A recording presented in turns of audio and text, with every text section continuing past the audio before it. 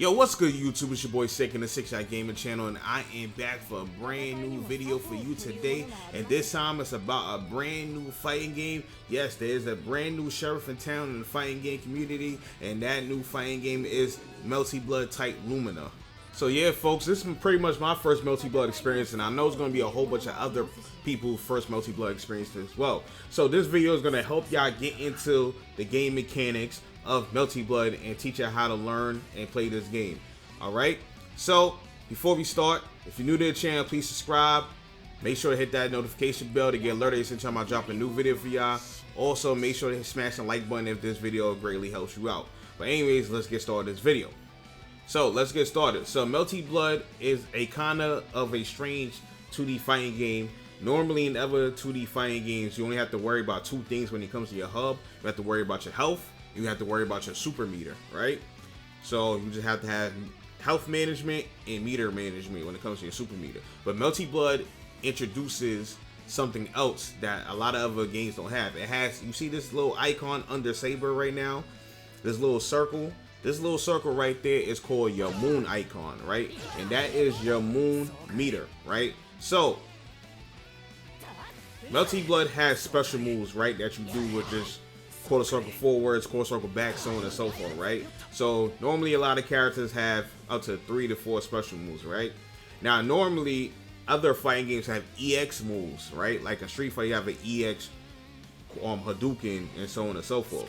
This game you have something like an EX move, but it's called your moon skill. So your moon skill is tied to your moon meter, and it's done by pressing just a single direction, B and C. So you can press forward BC, back BC, down BC, jump forward BC, so on and so forth, and you're able to execute moon skills. Every single time you do a moon skill, it takes away from your moon meter. One moon skill will take about 20% of your moon meter. So to gain meter back, all you have to do is just hit your opponent, and you will gain meter back. So if your moon skill actually hits your opponent, you will gain some meter back for your moon skill. So just keep that in mind. So you gain meter, some of your moon meter back by hitting your opponent, but you also gain some of your moon meter back by getting hit by your opponent as well. Keep in mind that you will only gain your moon meter back by one hit or combo at a time. The same thing if your opponent is hitting you as well. So another thing you could do with your moon meter is activate the moon drive. Your moon drive is a mechanic in this game that we're going to go over in full detail later in the video. So please stay tuned to the video if you want to learn more about the moon drive. So moving on, we're going to talk about the other meter mechanic, and this is more the traditional meter mechanics that's in 2D fighting games. And this is where you do your supers and your EX special moves from. And the way you build up this mechanic is by hitting your opponent and getting hit by your opponent, and your meter will build up. So that's pretty much like almost all fighting games. It builds up a certain type of way through fighting. You could also charge up your own meter yourself, kind of like Dragon Ball FighterZ, by pressing down and the BC button. So for 1 bar of meter, you could do your EX skill move, or which I like to call them your super skill moves. And these is a more buffed up version of your regular special moves or skill moves. And you do these by doing a certain motion input and the C button. So you could do quarter circle forward C, quarter circle back C, and so on and so forth. Shoryuken motion C, and so on and so forth, and you're going to get different kinds of super skill moves that you could use on your opponent. So for the most part, depending on where you use your super skill moves in the combo, a lot of them will let you do follow-ups after to keep on continuing your combo. So just keep that in mind. And for 3 bars of meter, you could do a super ultimate move that looks like this. And this is called your arc drive, and you can do this by using, you need 3 bars of meter to do this, so it's pretty costly, but it does a lot of damage. And you can put in a combo like this and melt away at your opponent health. So you got 3 bars of meter and you're looking to kill. Remember, you have that ultimate move you have there, your arc drive. So another thing that you need to know is that when you lose a round in this game, your meter gauge will go from 3 to 4, and you have potential to gain another bar of meter as well. So keep that in mind. So moving on, we're going to kind of dial it back and go to the main basics. So this is what the walk speed look like with some characters in the game. This is Saber walking forward. You hold forward, she walks forward. Hold back, she walks back. So that's pretty basic stuff. If you jump, she jumps, jump forward, jump back, stuff like that. You double tap forward. For some characters, you're going to get a dash and a run, and you double tap back, you're going to do a back dash. So this basic movement stuff. So when it comes to air movement, you have a double jump, and you could double jump in air dash as well. So that's pretty unique to this game. And you could do, obviously you could instant air dash, you could do a double jump and back dash, back air dash, and so on and so forth. So this game, when it comes to movement, mobility and movement in the air especially, is very, very good. If you come for a game like Dragon Ball FighterZ, you're not able to double jump in the air dash and stuff like that. So this game is very good when it comes to mobility. So that's really, really a good thing. So moving on, we're going to talk about the button layout and how you attack. So you have light attacks, which is your A's. You have your B attack, which is your medium attacks. And you have your heavy attacks, which is your C's.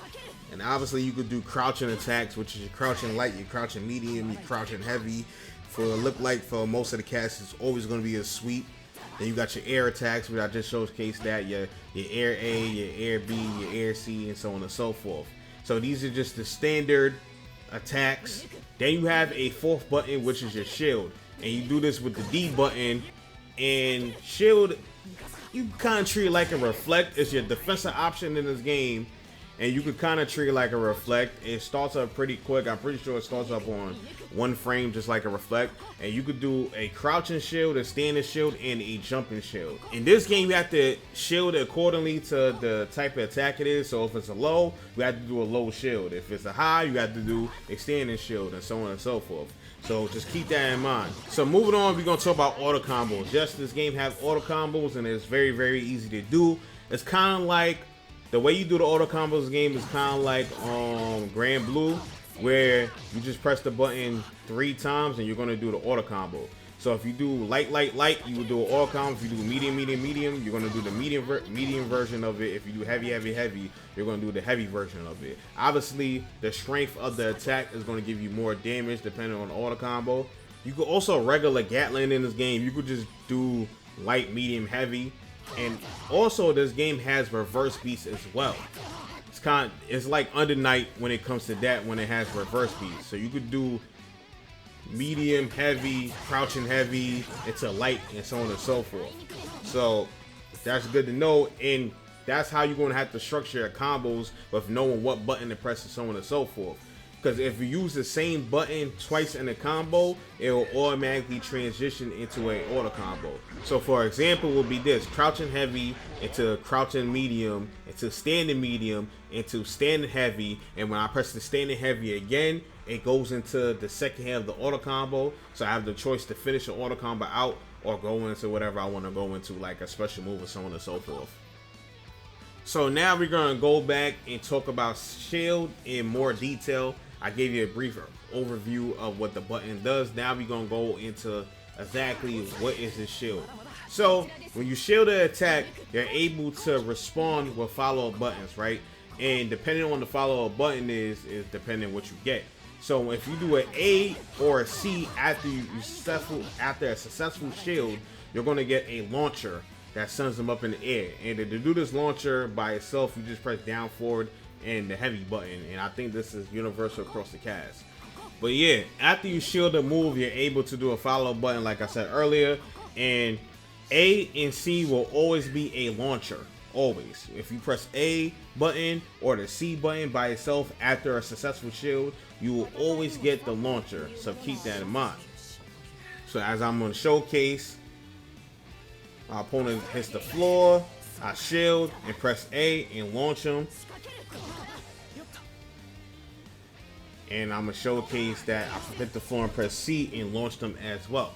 Now, the B follow-up is completely different. The B follow-up is a teleport behind the back into a hit. Now, the only bad thing about the B follow-up is that you would think you're able to combo off of this, but you're not able to combo off of this at all. The only way you're able to combo for this is if you hit your opponent with a faded counter, and so on and so forth. So the next follow-up is B and C together, and this is little slash move after you shield, and this move takes away some of your moon skill, your moon meter, right? So it takes about 20% of your moon meter, but if you hit your opponent with this move, you get a full combo just like so. So it's pretty good. So if you find yourself about to attack your opponent and your opponent shields you just like so, there's a way to stop your opponent from launching you, right? And the way is to shield back. So as soon as you hit their shield, you have to press the D button to shield right back, and you're able to shield against your opponent. Now your opponent has the option to do this as well, and you could get something that look like this. You could get shield wars where he shield, you shield, he shield, you shield, and you go back and forth with the shields, right? So that's a pretty cool mechanic, and it becomes a big rock paper scissors game about what the opponent is going to do next. And I'm gonna have a more detailed video about how to defend against shield probably later to tomorrow or sometime later this week. But anyways, getting back to this video. So if your opponent shields back after you shield them, you could do the B move, right, and get past their shield automatically and punish them, right? Or you could do the BC move and get out of dodge as well. So another thing you could do after you get shielded, right, is obviously you could shield back, right? But let's just say you shield back and you guess wrong and get punished just like so. Something you could do is once you get shielded, you don't have to shield back at all. You could opt to go with your BC after you get shielded just like so, and this will take 50% of your moon meter, and you don't have to deal with the whole rock paper scissors mind game with the shield. So moving on from there, we're going to talk about more about the moon drive and what you could do while you're in your moon drive. So for one, when you activate your moon drive, if you can see the bottom left corner, your meter, your magic circuit meter is actually going up. So whenever you're in a moon drive, your magic circuit meter is going up. Another thing about moon drive is that you can only activate your moon drive when you have the 50% of your meter left. You understand? So as long as you have 50% of your meter left, you can activate your moon drive. But once you're below 50% of your moon meter, you cannot activate your moon drive at all. But once you have 50% of your moon meter and you activate your moon drive, you end up having a full moon drive to work with. So you're able to do your maximum amount of moon skills with the full moon drive. So keep that in mind. Another thing that you gain while you're in your moon drive is access to an extra mobility option.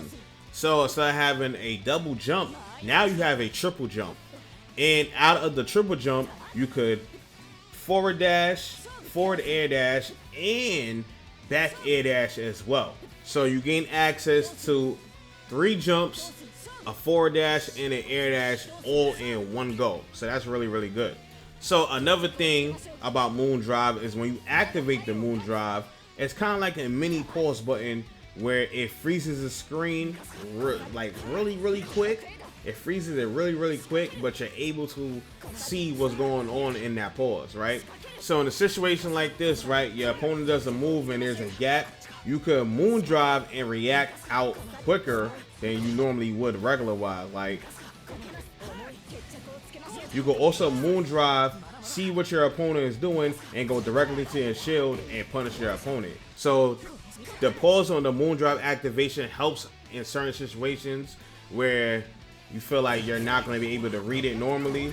But if you're in a situation, yeah, you could get up and shield, but you're really guessing at that point if you just get up and shield. When in this situation, you could get up, moon drive, see what your opponent is doing, and then shield accordingly. And that's really good. So another thing that you can use the moon drive for is to keep things that are unsafe safe.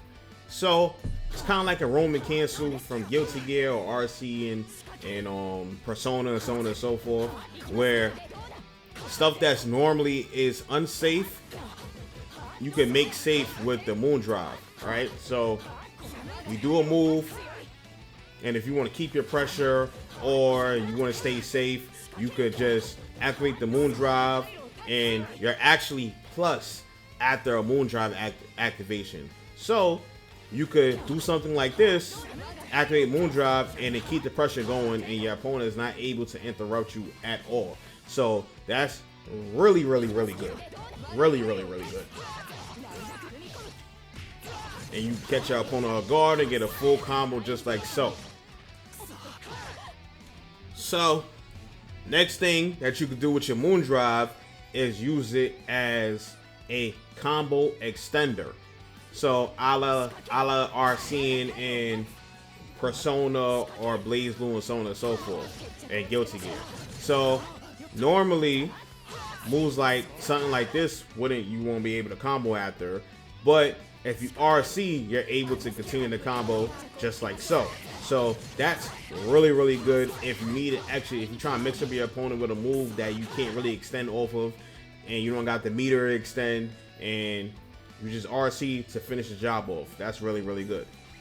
So moving on, we're going to talk about heat activation. So heat activation, you do this by pressing A, B, and the C button all together. You have to have at least 1 bar of meter to activate heat activation. And when you activate heat activation, it recovers all of your recoverable health or blue health, whatever you will call it, and it drains your magic circuit meter, your special meter. So just keep that in mind. And if you have 4 bars of meter, then you will activate blood heat. Now, blood heat is special because you gain a little bit more properties than blood heat or like that. So for the most part, you could use your heat activation as a get off me move. So you're in a situation where you're in trouble, like a sparking blast, or you just get off me with use the heat activation so they can get off you.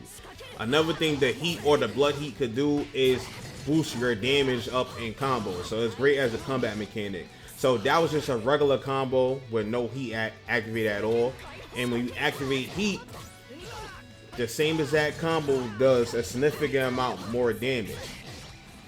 Does about 400 more damage. And when you have blood heat activated, it does tons more damage. As you can see, it does about 700 more damage. So that's really good.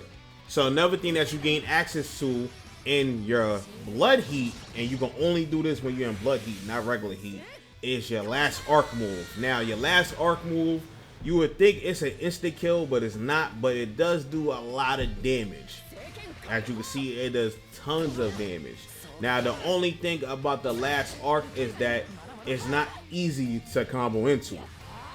As you can see, you have to do certain little things to be able to combo into it. And right there, I was able to only combo by doing Moon Drive, so I could continue the combo, and I was able to do the last arc.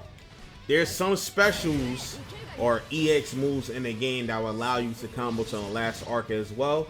So just keep that in mind. Another thing is the way you will use the way you could do the last arc is just pressing all 4 of the face buttons. And another way you could do the last arc is while you're in blood heat, all you have to do is shield, and if you do a successful shield, it will automatically do the last arc, and your opponent is not able to do nothing at all. They can't shield back or anything else at all. So that's really good. But yeah, folks, that's pretty much the end of the road for this video. This has been an in-depth how to play Melty Blood God. The next video is going to be about shields and how to deal with shielding. So stay tuned to that video, and I'm gonna do some combo videos as well. But anyways, if that video was able to help you out, please smash the like button. I greatly appreciate it. Also, if you're new to the channel, make sure to hit the notification bell and subscribe, and make sure to hit the all tab to get alerted every time I drop a new video for y'all. Also, if you want to help support the channel in any type of way at all, check the links below to go do so. But anyways, I hope all of you have a nice day. Peace.